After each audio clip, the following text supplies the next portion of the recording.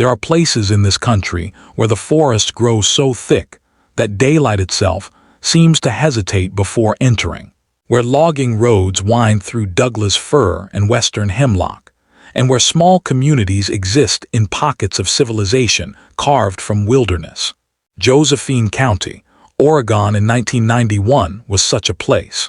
A county of rugged terrain and close-knit towns, where everyone knew their neighbors, where children played freely in yards bordered by towering trees, and where evil, when it arrived, wore a familiar face. On a cool autumn day that year, a young mother vanished from her own home, leaving behind 2 small children and a husband whose grief seemed almost theatrical in its intensity. Her body would be discovered in the woods, her husband would become a widower, and for 30 years, a question would hang in the mountain air like morning fog that refuses to burn away. What really happened in that house on the day she disappeared? The Grants Pass area sits in southwestern Oregon, roughly 30 miles north of the California border, cradled by the Siskiyou Mountains.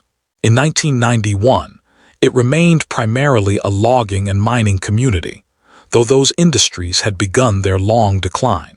The region's beauty could not be overstated.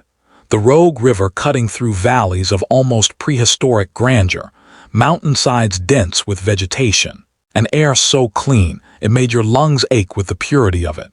But that beauty came with isolation. Homes sat on large parcels of land separated by distance and forest. Privacy was abundant. Help when needed was not always close at hand.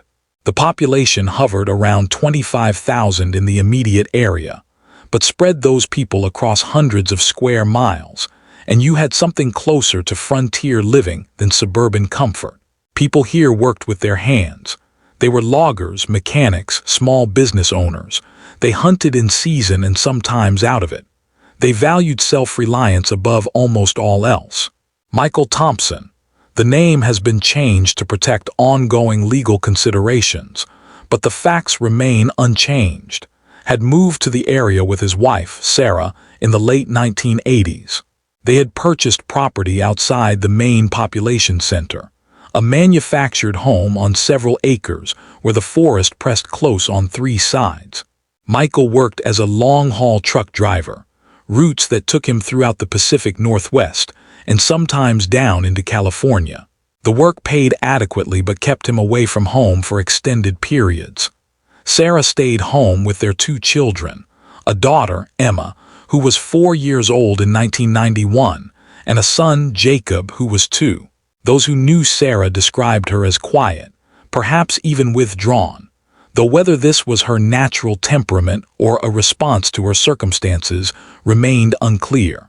She had been attractive once, friends said, before the children and the isolation had worn at her. Photographs from earlier years showed a woman with long dark hair and a tentative smile, someone who seemed to be waiting for permission to be fully present in her own life. The morning of October 15, 1991, began as mornings in that household typically began. Michael had returned from a trucking run the previous evening, his rig parked in the gravel clearing beside the house. The weather had turned, autumn asserting itself after a warm September, and a steady rain fell from clouds so low they seemed to rest on the treetops. Inside the manufactured home, Sarah moved through the morning routine. She made coffee. She changed Jacob's diaper. She turned on the small television in the living room where Emma sat watching cartoons, the volume low. The kitchen window overlooked the gravel drive, and beyond it the wall of forest, fir trees disappearing into mist. Water dripped from the eaves with irregular percussion. A crow called from somewhere in the gray distance. Clear's throat. Michael slept late that morning, or so he would later tell investigators. The long drive had exhausted him. He had showered the previous night and gone to bed around 10, leaving Sarah to lock up the house and turn off the lights. He claimed he did not wake until nearly 11 the following morning, emerging from the bedroom in sweatpants and a t-shirt to find the house strangely quiet. Emma sat exactly where he had left her, still in her pajamas, eyes fixed on the television. Jacob was in his playpen, though he had soiled himself and was crying. The coffee pot was still on, the liquid inside reduced to thick sludge. And Sarah was nowhere to be found. According to Michael's initial statement to police, he checked every room of the small house. He looked in closets. He stepped out onto the covered porch and called her name into the rain. Her car sat in its usual spot. Her purse remained on the kitchen counter. Her jacket hung by the door. He claimed he felt the first stirrings of genuine concern around 11:30, though he did not immediately call for help. Instead, he said, he walked the perimeter of the property, checking the small outbuildings, a storage shed, an old pump house, thinking perhaps she had gone out to retrieve something and slipped in the mud, injured herself. The property was not large, perhaps 5 acres, but the terrain was uneven, rocky in places, and the rain made the earth treacherous. He called her name. The forest swallowed the sound. At 12:17 that afternoon, Michael Thompson called the Josephine County Sheriff's Office. The dispatcher who took the call noted his tone as concerned but controlled. He explained that his wife appeared to be missing, that he had searched the property and surrounding area, that this was completely unlike her. When asked how long she had been gone, he hesitated. He did not know. He had been asleep. She could have been gone for hours. The children were alone with him now. They were fine, he said, but he was worried about Sarah, very worried. Deputies were dispatched immediately. The responding officers arrived at 1:15 in the afternoon. Deputy Mark Carlson, who would remain on the case throughout its initial investigation, later described the scene in his report. The manufactured home sat at the end of a long gravel drive, surrounded by second-growth forest. The rain continued, heavy enough to obscure visibility beyond 50 feet. Michael Thompson met them at the door, fully dressed now in jeans and a flannel shirt. His hair was damp as though he had recently showered. He appeared agitated, deputies noted, but not distraught. There is a difference. Distraught is wild-eyed and incoherent. Agitated is pacing and hand-wringing, performative in its visibility. The deputies entered the house and immediately noted the condition of the children. Emma sat on the couch, still in pajamas, thumb in her mouth, though she had supposedly been broken of that habit. Jacob remained in the playpen, his diaper unchanged. The house smelled of old coffee and something else, something sharp that Deputy Carlson could not immediately identify. Michael led them through his timeline again. He had returned from a trucking run. He had showered and gone to bed. He had slept until 11.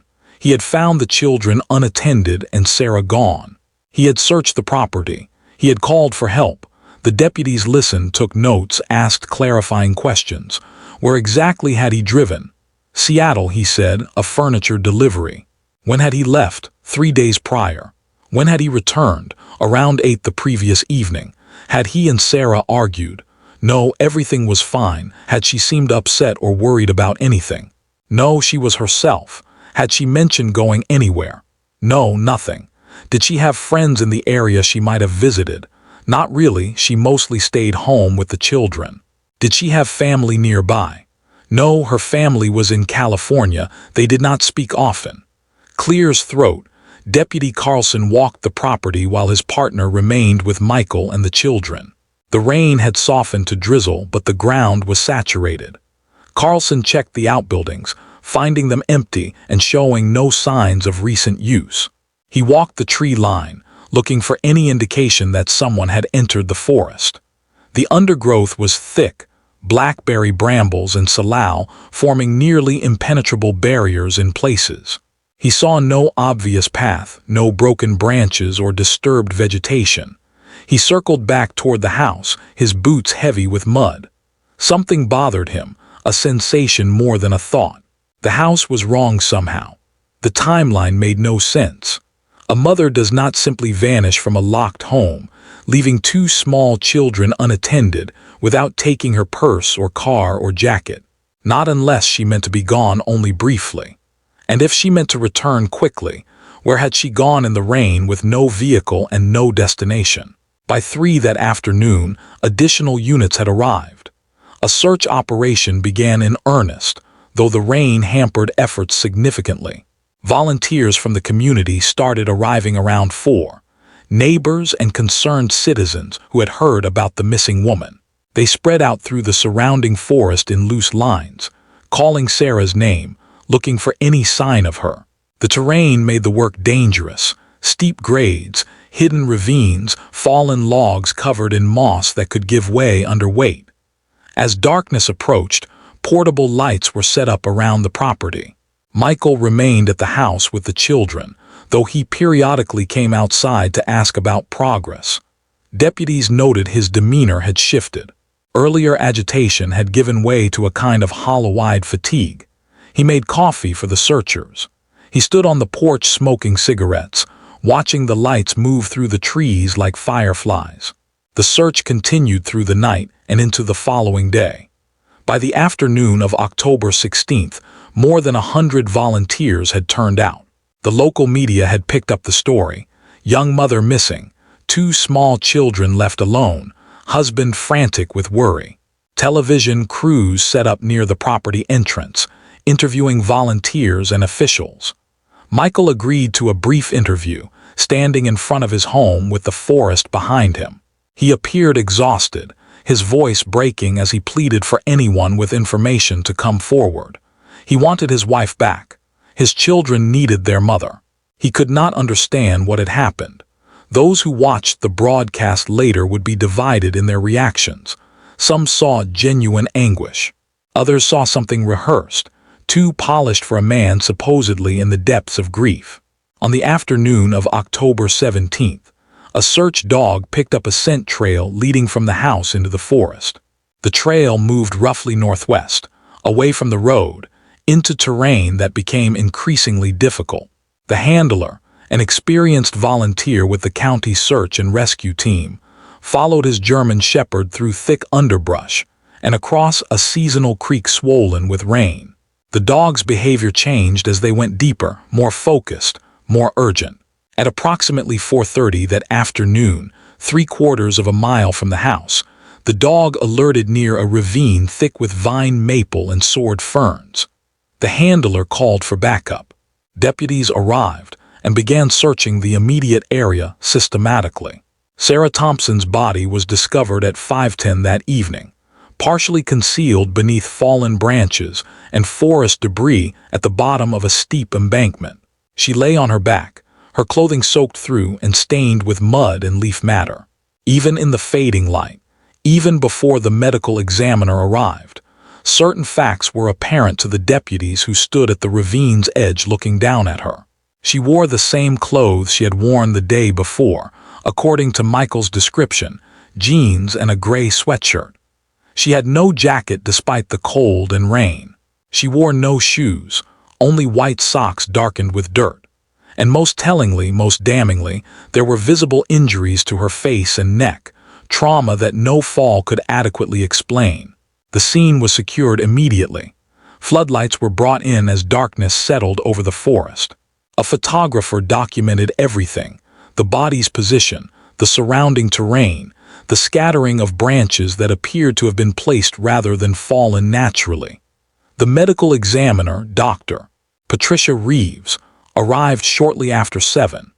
She conducted a preliminary examination there in the woods, kneeling in the mud beside Sarah's body while deputies held lights. The cause of death appeared to be strangulation, manual strangulation based on the bruising pattern around the throat. There were defensive wounds on the forearms, marks suggesting Sarah had struggled against her attacker. There was blunt force trauma to the head, though whether this occurred before or after death would require autopsy. The body showed early signs of decomposition, consistent with approximately 48 hours of exposure, though the cold and rain complicated precise determination. Clear's throat. The body was removed from the ravine using a stretcher and rope system, then transported to the medical examiner's office in Medford. Deputies returned to the Thompson property shortly after 10 that evening. Michael stood on the porch as they approached, and those present later reported that he seemed to know before they spoke. His face drained of color, his knees buckled slightly. He reached for the porch railing to steady himself. They told him they had found Sarah, They told him she was deceased. They told him they needed him to come to the station to answer additional questions. He asked if he was under arrest. They said no, not at this time, but they needed his cooperation. He asked about the children. Arrangements were made for a neighbor to stay with Emma and Jacob. Michael Thompson went willingly with deputies, though he requested a few minutes to compose himself first. He went inside the house and returned wearing a different shirt and jacket. His hands, deputies noted, were freshly washed. The interrogation, though officially termed an interview at this stage, lasted nearly 6 hours. Video footage from that night shows Michael Thompson seated at a metal table in a small room painted institutional beige. He drank coffee and smoked cigarettes when permitted. His responses to questions were measured, carefully considered. He maintained his timeline exactly as initially reported. He had returned from Seattle. He had showered and slept. He had woken to find Sarah gone. He had searched and called police. When confronted with the medical examiner's preliminary findings, that Sarah had been deceased for approximately 48 hours, that she had been strangled, that there were defensive wounds suggesting a struggle, Michael's expression barely changed. He stared at the table. He said he did not understand. He said it made no sense. When asked directly if he had harmed his wife, he said no. When asked if he had argued with her, he maintained they had no conflicts. When presented with the obvious question, how does a woman end up strangled in the woods 3/4 of a mile from her home if she left willingly and without shoes? He said he could not explain it. Perhaps someone had taken her. Perhaps she had walked out there and encountered someone.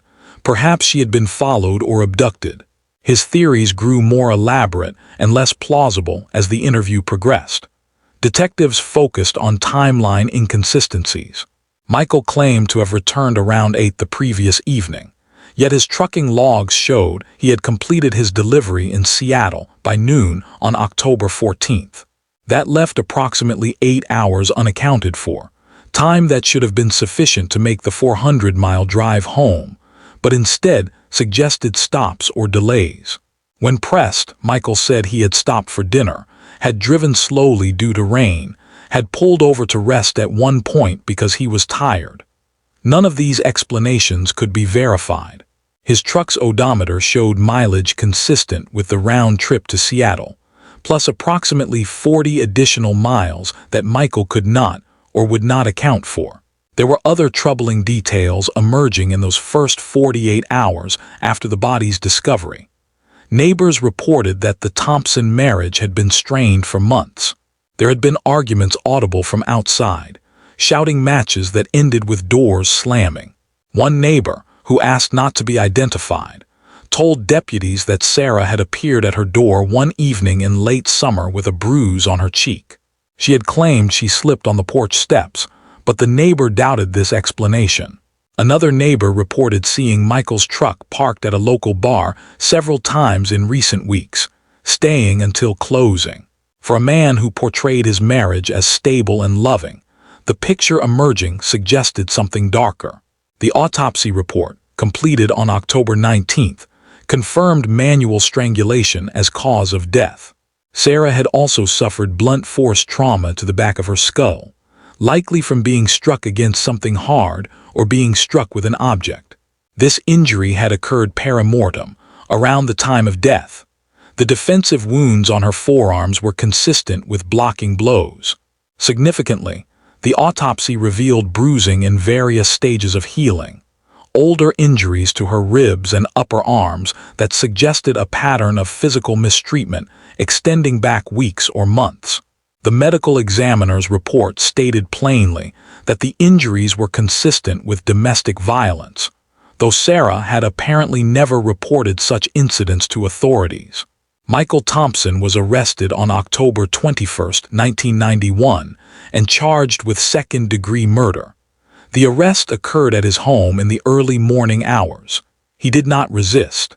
He asked again about his children, and was told they were being placed temporarily with Sarah's sister, who had traveled up from California.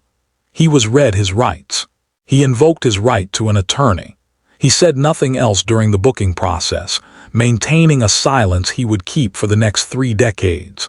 The prosecution's case appeared strong on paper. There was opportunity. Michael had been home, alone with Sarah. There was evidence of prior violence, the healed injuries documented at autopsy. There was the improbability of any alternative explanation, that a stranger had somehow entered the property, murdered Sarah, and carried or forced her body 3/4 of a mile into dense forest, without leaving meaningful evidence or being observed. The defense countered with character witnesses who described Michael as a devoted father and husband, with the lack of direct physical evidence tying him to the crime scene in the forest, with the absence of blood or other forensic evidence in the house or his truck. They painted Sarah as troubled, possibly unstable, suggesting she might have wandered into the forest in some kind of dissociative state and encountered someone there, or that she had harmed herself, though the injuries made this implausible to anyone with medical knowledge. The trial lasted 3 weeks. The prosecution presented its timeline, its forensic evidence, its witnesses to the troubled marriage. The defense presented its alternative theories, its character witnesses, its argument that circumstantial evidence, however suggestive, could not substitute for proof beyond reasonable doubt. Michael Thompson never testified. He sat at the defense table in a suit and tie, his expression neutral, his hands folded. Emma and Jacob did not attend, too young to understand the proceedings, though they would live with the consequences forever. On November 20th, 1991, after 9 hours of deliberation, the jury returned its verdict. Not guilty. The courtroom erupted. Sarah's family members wept and shouted. Michael Thompson showed emotion for the first time since his arrest, his face crumpling briefly before he regained control. The jury forewoman would later tell reporters that, while many jurors believed Michael Thompson was probably responsible for his wife's death, probably was not the standard they were asked to meet. There were too many unknowns, too many possibilities, however remote, for them to convict with absolute certainty. The legal system had spoken. Michael Thompson walked free. The years that followed were strange and fractured. Michael moved with the children to another part of Oregon, then to Washington State, constantly relocating as though trying to outpace his past. He did not remarry. He continued working as a truck driver, though the long absences meant the children spent significant time in daycare or with paid caregivers. Emma and Jacob grew up under the shadow of their mother's death, though Michael rarely spoke of Sarah in their presence. Those who knew the family during this period described them as isolated, private to the point of reclusiveness. The children attended different schools almost annually as Michael moved them from town to town. They made few friends. They asked few questions about their mother, at least not questions their father answered. For those who have ever doubted someone you love, who have felt the dissonance between what you are told and what you sense to be true, the Thompson children's experience during these years would be familiar. There were things that did not fit, behaviors that seemed calibrated rather than genuine. Michael's grief, which had been so visible during the trial, evaporated entirely once he was acquitted. He did not visit Sarah's grave. He removed all photographs of her from the house. When Emma, around age 7, asked to see pictures of her mother, Michael told her they had been lost in a move. This was a lie. The photographs remained in storage, hidden away like evidence of something shameful. Jacob struggled more visibly than his sister. He had nightmares, violent thrashing episodes where he woke screaming though he could never articulate what frightened him. School counselors noted his difficulty forming attachments, his tendency toward aggression with other children. In 3rd grade, he drew a picture during art class that disturbed his teacher enough to call Michael in for a conference. The drawing showed a house with a figure in a window, and in the trees beyond the house, another figure lying down. The colors were dark, blacks and browns and deep reds. When asked to explain his drawing, Jacob had said simply, "This is my old house. This is where Mommy went to sleep." The teacher asked if he remembered his mother. Jacob said no, not really, just feelings. Bad feelings. Michael Thompson withdrew Jacob from that school shortly thereafter. Emma, by contrast, became preternaturally careful, a child who learned early to read her father's moods and adjust her own behavior accordingly. She excelled academically, perhaps as a way of securing approval or perhaps as preparation for an escape she knew would eventually be necessary. She did not bring friends home. She did not complain about the frequent moves or the isolation. She watched her father with the attention a small animal pays to a predator, alert for any change in energy or tone. Years later, she would describe this period as living in a house where truth was never spoken but always present, like carbon monoxide, invisible but poisonous. Clear's throat, the marriage that never quite existed between Michael and his children's caregivers. A series of women who cycled through their lives, never lasting more than a year or two, showed patterns that would become relevant later. These women universally described Michael as controlling, jealous without cause, prone to sudden rages over minor infractions. One, who dated him for 8 months when the children were in middle school, told investigators years later that Michael had insisted on reading her text messages, had questioned her about every male she spoke to, had once grabbed her by the arm hard enough to leave bruises when she laughed at another man's joke at a party. She left him after he shoved her against a wall during an argument about nothing, about where she had put the television remote. She did not press charges. She simply disappeared from their lives as the others had, another person who briefly intersected with the Thompson family and then fled. By the time Emma reached high school, the family had settled in Spokane, Washington. Michael had found steady work with a regional trucking company. The moves finally stopped, perhaps because the children were old enough that constant relocation would have raised questions. Emma attended Riverside High School, where she joined the debate team and maintained a careful distance from genuine intimacy with peers. Teachers noted her intelligence but also her guardedness, the sense that she was performing normalcy rather than experiencing it. Jacob attended the same school 2 years behind her, though his experience was markedly different. He struggled academically and socially, fell in with a group that experimented with substances and minor delinquency, and seemed to carry an anger that had no clear source but sought constant outlet. It was Jacob who broke first. In the spring of 2009, when he was 19 years old and Emma was 21 and away at college in Seattle, Jacob was arrested for assault following a bar fight. The charges were eventually reduced, but while in custody, he spoke with a detective about matters unrelated to the immediate arrest. He talked about his childhood, about the nightmares, about feelings he could not articulate but that haunted him.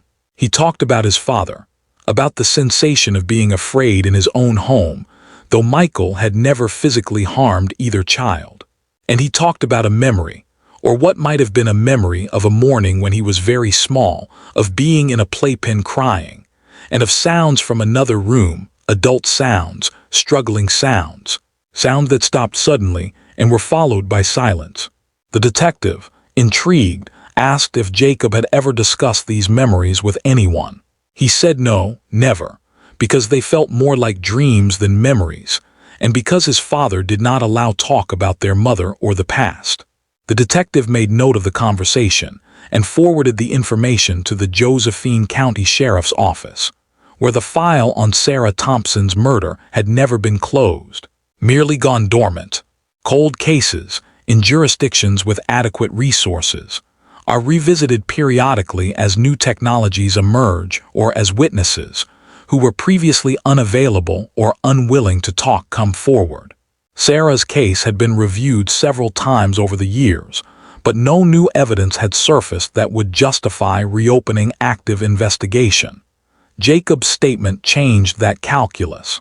Detective Linda Martinez of the Josephine County Sheriff's Office Cold Case Unit contacted Jacob in the summer of 2009. She drove to Spokane and met with him in a coffee shop, a neutral location where he might feel comfortable speaking freely. Jacob was a young man carrying visible damage, tattoos that covered old scars, a nervous energy that kept him constantly in motion, eyes that would not quite meet hers directly. She asked him to describe his earliest memories. He tried, reaching back through years of intentional forgetting that Michael had enforced through silence and relocation. He remembered the manufactured home. He remembered the forest pressing close. He remembered being alone with his sister, both of them too young to fully understand abandonment but feeling it nonetheless. And he remembered, or believed he remembered, the distinction was important, being in the playpen, being hungry and wet and crying, and hearing his mother's voice and then other sounds and then nothing. Detective Martinez asked if he would be willing to be interviewed formally, on record. Jacob agreed. That interview, conducted over several sessions in the following weeks, provided enough new information to justify reopening the case. Jacob described the family dynamics as he recalled them, his father's control, his mother's fear, the arguments he could not consciously remember, but which seemed to have imprinted on him at some cellular level. He talked about the years after the trial, the moves, the isolation, his father's absolute refusal to discuss Sarah or acknowledge her death in any meaningful way.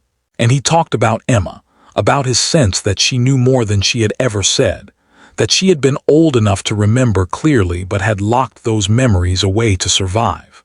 Emma was contacted in September 2009. She was working in Seattle by then, having graduated college and found employment with a nonprofit organization. The detective who called her introduced himself and said they were reviewing her mother's case in light of new information.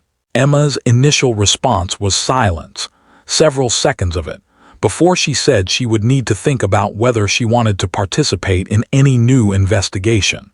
The detective gave her his contact information and told her to take whatever time she needed.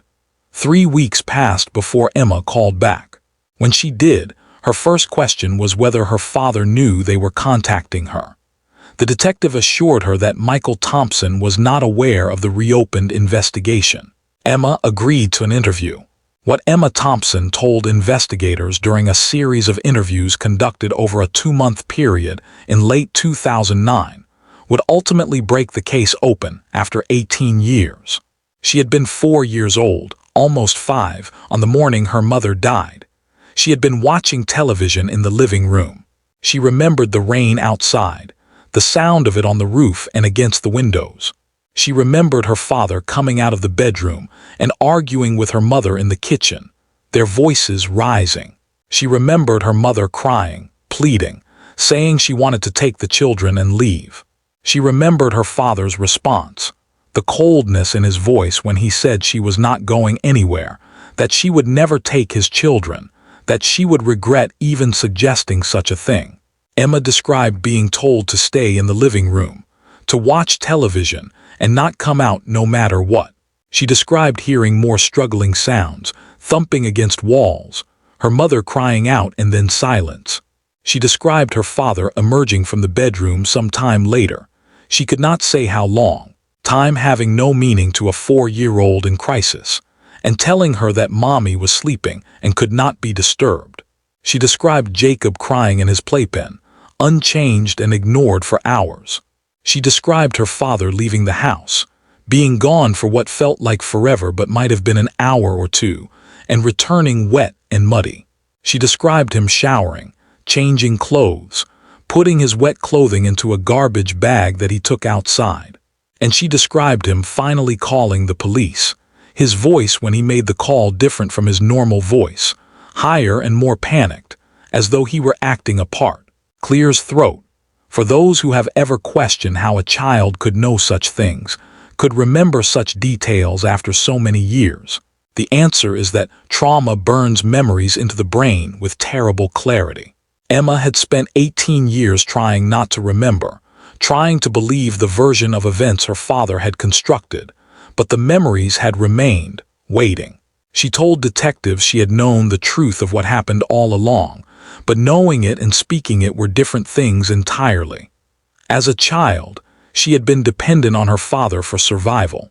Speaking the truth would have meant being placed in foster care, being separated from Jacob, losing the only remaining parent she had. As she grew older, the silence became habit, then identity. She became someone who had not witnessed anything, who remembered nothing, and in that persona she could function. The question of why Emma came forward when she did would be debated later. Some suggested it was Jacob's statement that gave her permission to speak, that she had been waiting for someone else to break the silence first. Others believed it was simply the accumulation of years, the weight of truth becoming too heavy to carry any longer. Emma herself said she came forward because she realized her father had stolen not only her mother's life, but also her own, that every move, every silent year, every moment of carefully managed behavior had been in service of protecting a murderer, and she could no longer live with that complicity. Armed with Emma's testimony, investigators returned to the physical evidence from 1991 with fresh perspective. The wet clothing Michael had placed in a garbage bag had never been recovered. It was presumably disposed of immediately. But there were photographs of the clothing he wore when deputies first arrived. Documentation showing his jeans and flannel shirt. Those photographs now took on new significance. Close examination revealed what appeared to be small stains on the right sleeve of the flannel shirt. Stains that had been noted in the original investigation, but not tested, because Michael had not been a suspect at that time. The shirt had been retained in evidence, stored for 18 years in the climate-controlled facility, where such items waited for science to catch up with mystery. DNA technology in 2009 was exponentially more sophisticated than it had been in 1991. Testing that would have required samples the size of a quarter could now be conducted on evidence invisible to the naked eye. The stains on Michael Thompson's shirt were tested and found to contain Sarah Thompson's blood. The pattern of the stains, small droplets consistent with cast-off from an impact, was analyzed by a forensic specialist who concluded they were consistent with blunt force trauma, with being struck or striking someone. This was the physical evidence that had been missing in 1991, the direct link between Michael and Sarah's death. Investigators also revisited the timeline with Emma's testimony providing context. The autopsy had indicated Sarah died approximately 48 hours before her body was discovered, which placed her death in the early morning hours of October 15th, exactly when Emma described the argument and struggle. The medical examiner's notation of lividity patterns, the settling of blood in a body after death, suggested Sarah's body had been moved several hours after death, consistent with Michael transporting her into the forest, while Emma and Jacob remained in the house. The location where the body was found, 3/4 of a mile from the house, was precisely the kind of distance a person carrying or dragging a body might manage, far enough to ensure the body would not be easily found, close enough to be feasible for one person working alone. Michael Thompson was arrested for the second time on January 14, 2010, at his residence in Spokane. Unlike the first arrest 19 years earlier, this time he did not go willingly. When detectives appeared at his door with a warrant, he attempted to flee out the back of the house. He was apprehended in his backyard, face down in snow, handcuffed, read his rights. He said nothing. He invoked his right to an attorney. He maintained his silence. He was extradited to Oregon to face charges of murder in the first degree. The prosecution arguing that Emma's testimony, combined with the DNA evidence, demonstrated premeditation and deliberation. The trial began in October 2010, 19 years almost to the day after Sarah Thompson's death. The prosecution presented Emma's testimony, which she delivered calmly and without visible emotion, describing what she had witnessed as a 4-year-old child. The defense attacked her credibility, arguing that memories from such a young age could not be reliable, that she had been influenced by investigators or had conflated actual memories with things she had been told or imagined over the years. But Emma remained consistent under cross-examination. She did not embellish. She did not speculate. She simply described what she remembered, and her certainty was compelling. The DNA evidence proved more difficult for the defense to challenge. Blood does not lie. The pattern of staining did not lie. Expert testimony established that the blood on Michael's sleeve was Sarah's, that it had arrived there through impact spatter, and that Michael's explanation during the original investigation, that he had no injuries, that there had been no violence, was therefore demonstrably false. The defense suggested contamination, though they could not explain how or when such contamination might have occurred. They suggested the evidence had been mishandled, though storage records showed proper chain of custody throughout. Jacob testified as well, though his testimony was less specific than Emma's. He described his recovered memories, the sensations and impressions rather than clear images. He described growing up in a household governed by silence and fear, his father's volatility, the sense that violence lurked just beneath the surface of everyday interactions. Character witnesses were called by both sides. Sarah's family members testified about her fear of Michael in the months before her death, about phone calls where she had said she wanted to leave but was afraid to try. Michael's former girlfriends testified about his controlling behavior, his capacity for sudden rage. The defense called colleagues who described Michael as reliable and even-tempered at work, though under cross-examination, several admitted they had only ever seen his professional persona. Michael Thompson did not testify at his second trial either. He sat at the defense table, 20 years older than he had been at the first trial, his hair gray now and his face deeply lined. He showed no emotion as his children testified against him. He showed no reaction when the jury was shown crime scene photographs of Sarah's body in the ravine. He remained stone-faced when the prosecution played audio of Emma's testimony from the investigative interviews, her voice calm and matter-of-fact as she described hearing her mother's struggle and death. The jury deliberated for 14 hours over 2 days. On November 3, 2010, they returned a verdict of guilty on all counts, murder in the first degree, and additionally, tampering with evidence for his disposal of the bloody clothing and his attempts to stage the scene. The courtroom was more subdued than it had been 19 years earlier. Sarah's sister wept quietly. Emma sat with her hands folded in her lap, her expression neutral. Jacob stared at his father, perhaps waiting for some acknowledgement, some admission, some flicker of remorse. Michael Thompson offered none. When given the opportunity to address the court before sentencing, he declined. On December 15, 2010, Michael Thompson was sentenced to life in prison without the possibility of parole. He was 61 years old.